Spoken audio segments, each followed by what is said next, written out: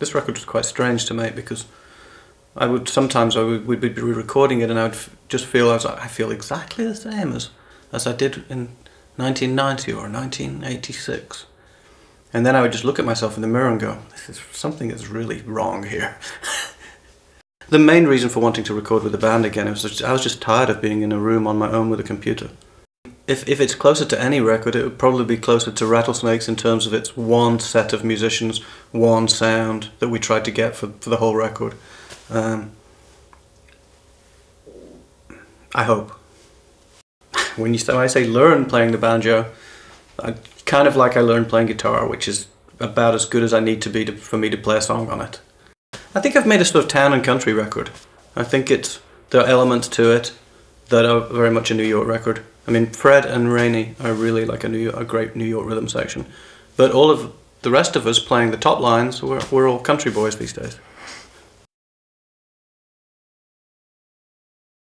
Dave Derby is one of my very best friends, and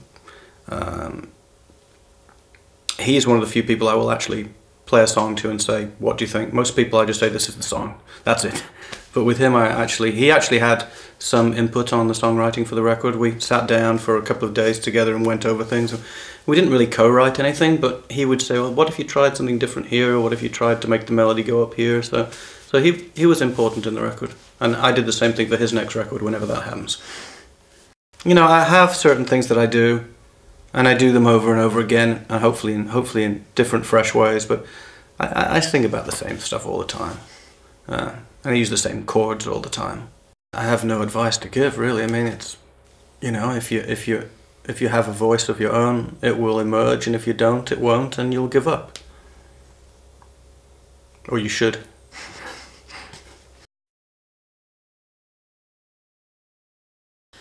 The inspiration for the song, to be quite honest, was that I couldn't write it. And so I found myself in that awful position which I promised I would never be in again, which is what they call sort of writer's block. And you find yourself needing to write something because you have a deadline, because you're a writer. I finished writing the lyric on the 8th day of the mixing. And I sang it in the studio that day. We mixed it the next day, and then the day after that, we were finished. It's the same chords as a tune from 1982 when Blair and I played together before the Commotions. It was a song that was called Kids. And I don't know, it's quite enjoyable to revisit something so old when everything else on the record was relatively newish. And it was also nice to write with Blair again. I write different types of melodies with my vocal when I write with him, and I'd like to do more of it. Yeah, so I suppose that the future does hold. I would like to do some more with Blair.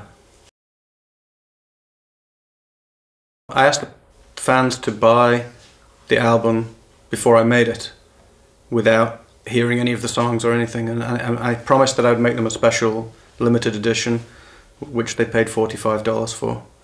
I think it's a possible model for the future, but we would need to work on the model a little better. It's been, without wanting to sound like a complainer, it's been much more work than I thought it would be.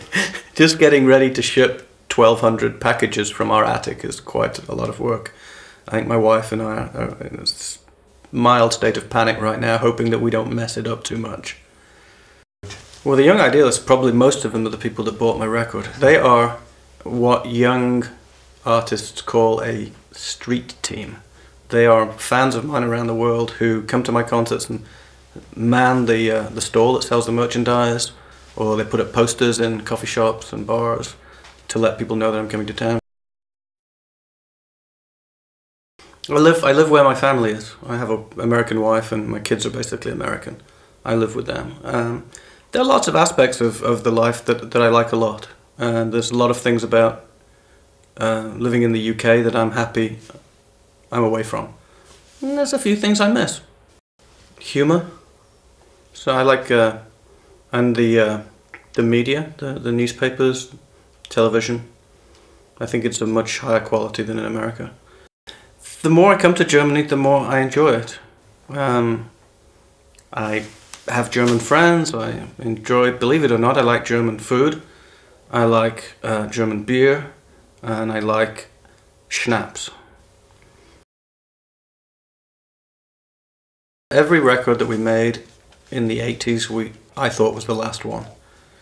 And I don't think it was until my first solo record that I started thinking that there would be another one after that. And I remember finishing the first solo record going, wow, I actually did that, and I did it the way I wanted to do it, and yeah, I want to do some more of this.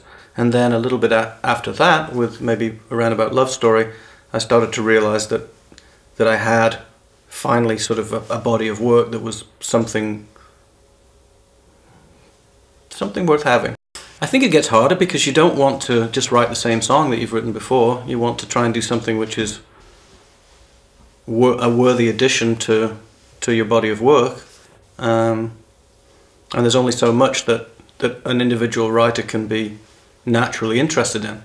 If you play golf as an amateur in the United States, your senior status starts when you're 55. So I think to myself, I'd like to stop playing full-time music when I'm 55 to be able to pay attention to the senior golf circuit.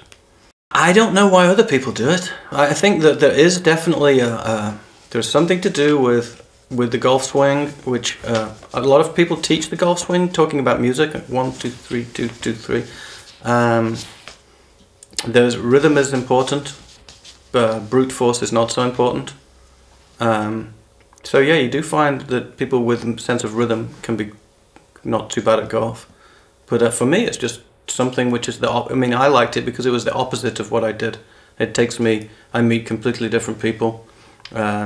People are not usually interested in music, they're not in the music industry. And I don't think about music when I play golf. I don't think about my record or my songs or my wife or my children. That's why I mean, golf is basically heroin for me.